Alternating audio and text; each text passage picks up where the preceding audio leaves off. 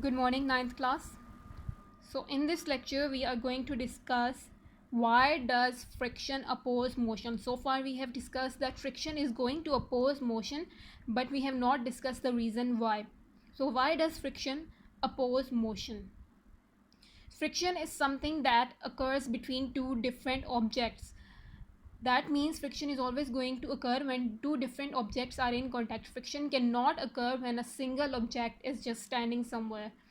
It is always going to occur between two different objects and when these two different objects are in motion.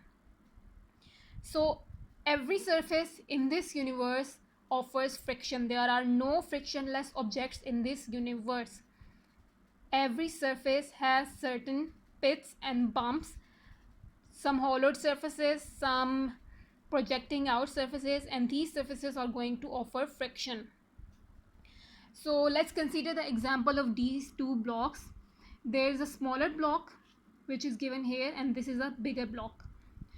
Smaller block is placed on the top, bigger block is placed on the bottom. So apparently when you see these blocks with your naked eye, it may appear that these two blocks are perfectly smooth, but that is not true. These blocks are not smooth because there are no smooth surfaces in this universe. These blocks simply appear to be smooth because their pits and bumps, their hollowed surfaces, are so small that they cannot be seen with your naked eye. But with the help of a microscope, their pits and bumps can be seen. So this image here is the microscopic image of the surfaces of these two blocks. You can see that there are some projecting surfaces, some popping surfaces, and some hollowed surfaces. So these are the surface structure of both of these blocks. When one block is rolled over the other block, when one block is in contact with the other block, these hollowed surface will get stuck in each other. One hollowed surface will be stuck in the other, and one projecting surface will be stuck in the other projecting surface.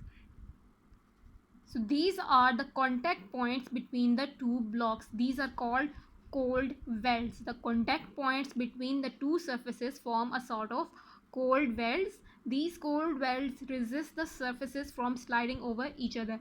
Consider the example that you are trying to drive on a road. If the road is smooth, then your speed will be high. If there are no bumps, if there are no hollowed surfaces, if the road is not broken, then your speed will be high. Your car will easily drive over that road. But if the road is broken, if the road is bumpy, if the road has pits, or if the road has hollow surfaces, then the speed of your car will be very slow.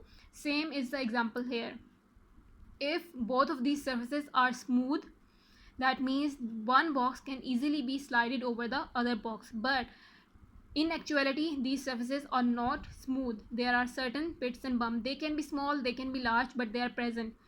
So if that happens, one box can be slided over the other box, but the speed will be low.